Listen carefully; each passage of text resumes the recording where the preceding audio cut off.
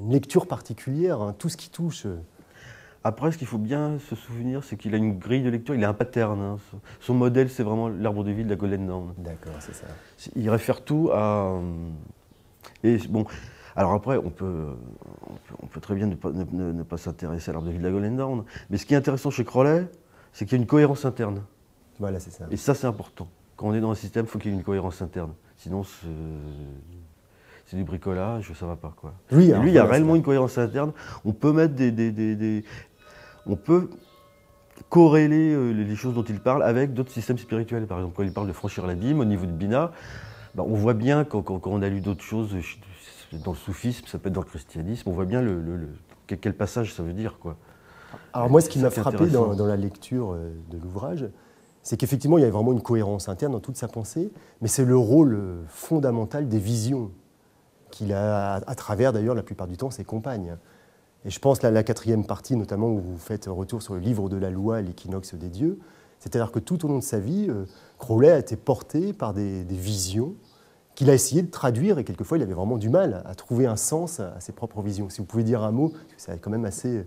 Là on se rend compte que c'est une dimension très mystique, très visionnaire. Oui, oui, très mystique, très visionnaire et quelquefois très hallucinatoire. Hein, oui, très hallucinatoire. Ouais. Puisque quand même, moi, j'ai fini de traduire, dans le registre des visions, j'ai fini de traduire la vision et la voix, qui est un récit d'expérience, d'exploration des éthers énochiens, de la magie énochienne de John Dee, dont la grande partie se passe dans le désert algérien, manifestement sous mescaline.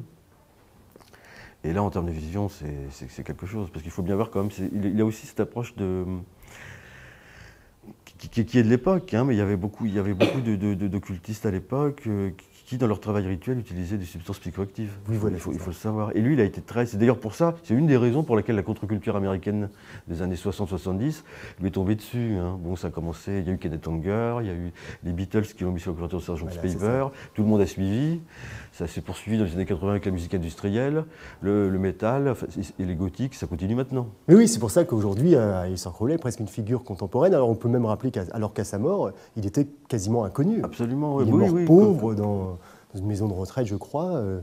Et à partir des années 60-70, c'est vraiment devenu une icône de la contre-culture. Alors c'est vrai qu'on peut rappeler ici que c'est justement dans le cadre de ces visions qu'il recherchait tout le temps qu'ont été utilisées les drogues, les substances psychoactives, la magie sexuelle, etc. C'est toujours dans un cadre de recherche visionnaire, en quelque sorte. Bah, il a un aspect très tantrique à ce niveau-là. Je pense que quelque part, si je devais résumer Crowley aujourd'hui, je dirais qu'il a essayé de créer un tantra occidental. Voilà, c'est un peu comme ça que je le verrais.